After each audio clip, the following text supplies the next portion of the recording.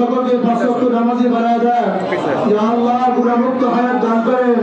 ইয়া আল্লাহ আরহামার রাহিমিন, এত কষ্ট করে হাজার হাজার মানুষ এখানে জমা হয়েছে একটাই উদ্দেশ্যে। ইয়া আল্লাহ সারা বাংলাদেশের মানুষ দোয়া করছে যার জন্য। আল্লাহ দেশনেত্রী বেগম খালেদা জিয়া অসুস্থ, হাসপাতালে ভর্তি আছেন। আল্লাহ অত্যন্ত নাজুক সময় চলছে বাংলাদেশের জন্য।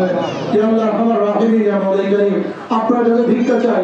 ইয়া আল্লাহ বেগম খালেদা জিয়াকে আপনি পরিপূর্ণ সুস্থ করে দেন।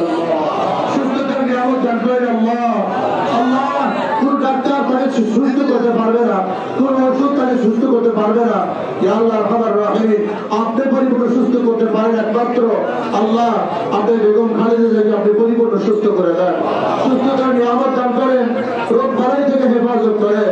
ইয়া আল্লাহ আরহামার রাহিমিন, আপনি তাকিয়ে দেখেন বাংলাদেশের মানুষ, লক্ষ লক্ষ মানুষ তার জন্য আজকে হাত তুলে তারা চোখের পানি ফেলতেছে। ইয়া আল্লাহ আরহামার রাহিমিন, ইয়া মাওলাই কারীম, আল্লাহ যিনি বাংলাদেশের মানুষকে বলে নাই, বাংলাদেশের মানুষ তাকে বলে নাই, ইয়া আল্লাহ আরহামার রাহিমিন, আপনার সমস্ত রোগ বালাই থেকে তাকে হেফাজত করেন। ইয়া আল্লাহ বাংলাদেশকে শান্তির দেশ বানায় দেন, সমস্ত রাজধানী অরাজকতা থেকে হেফাজত করেন, জুলুম নির্যাতন থেকে হেফাজত করেন।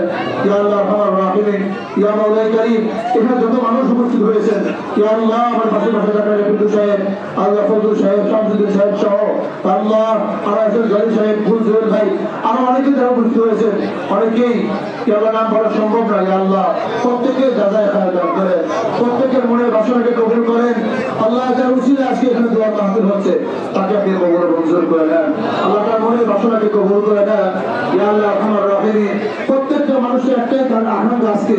আল্লাহ আজকে দোয়ার অনুষ্ঠান একটা মাত্রই কারণ, সেটা হলো আল্লাহ দেশনেত্রী বেগম খালেদা জিয়াকে পরিপূর্ণ সুস্থ করে দেন।